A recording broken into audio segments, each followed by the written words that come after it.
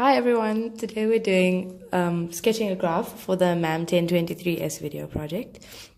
We are sketching the graph of ln x over x, and we have to show domain, intercepts, symmetry, asymptotes, critical points, and points of inflection. First, if we look at the domain, x can be any real number, but according to a ln graph, x can't be equal to 0, and because the denominator, and also it cannot be less than 0. The denominator can't be 0, so that means that our domain actually extends from 0 to infinity. In terms of symmetry, the ln graph cannot have a negative number in its function, so this function is neither odd nor even. And because f of negative x is not equal to fx or negative fx. Now, if we're looking for critical points, we can see that one of the solutions is where x is equal to 1. If we're looking for the gradients critical points, we can see that one is at x equals 0 if you solve for x. And in the second derivative, we can see that the critical point is e to the 3 over 2. If we put these values in a sign table and we solve for, and we plug in values less than x into the original function, less than 1, we get negative numbers, and more than 1, we get positive numbers.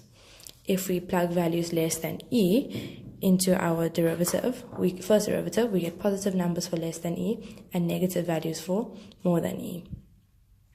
If we put values in of less than e to the 3 over 2 into our second derivative, we get negative values, and values more than e to the 3 over 2 into the second derivative, we get positive values. Just before we start graphing, we can look at what our graph should be doing at the critical points. So we should be crossing the x-axis and going from the negative side to the positive side at 1, like this. And obviously, it's negative. The graph is negative before and positive after. The gradient should be positive before e, so it should be increasing like that. And then after e, there should be a turning point, and then negative thereafter. For the concavity, we should have concave down going to concave up, which should look something like that. At e to the 3 over 2, we have a point of inflection. So we are actually ready to graph. At 1, we should be crossing the axis. At e, we should have some sort of turning point. And at e to the 3 over 2, we should be going from concave up to concave down to concave up. So something like this as well. And we have to just join these lines up, and we are left with our function.